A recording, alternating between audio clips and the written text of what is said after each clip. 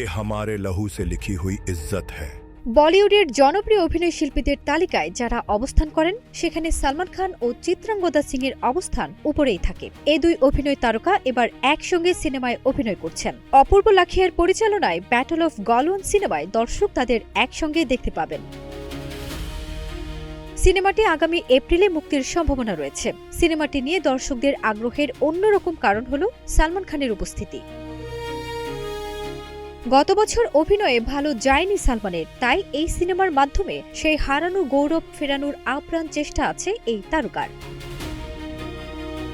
জানা গেছে নতুন সিনেমার জন্য খুব পরিশ্রম করছেন সালমান। এদিকে সিনেমাটিতে প্রধান চরিত্রে অভিনয় করা সালমান ও চিত্রাঙ্গদা কত পারিশ্রমিকে অভিনয় করছেন তা নিয়েও রয়েছে দর্শকদের ব্যাপক আগ্রহ। ভারতীয় গণমাধ্যমে প্রকাশিত তথ্য অনুযায়ী জানা গেছে ব্যাটল অফ গলওয়ান সিনেমায় অভিনয়ের জন্য সালমান খান নিচ্ছেন ১১০ কোটি টাকা।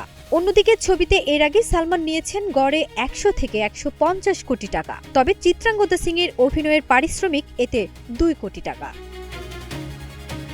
সিনেমাটির কাজ শেষ পর্যায়ে। সালমান চিত্রাঙ্গদা পর্দায় কতটুকু আন্তরিকতা দেখাতে পারেন সেদিকেই তাকিয়ে আছেন ভক্তরা। ফারজানা নিকিতা, নাগরিক প্রতিদিন।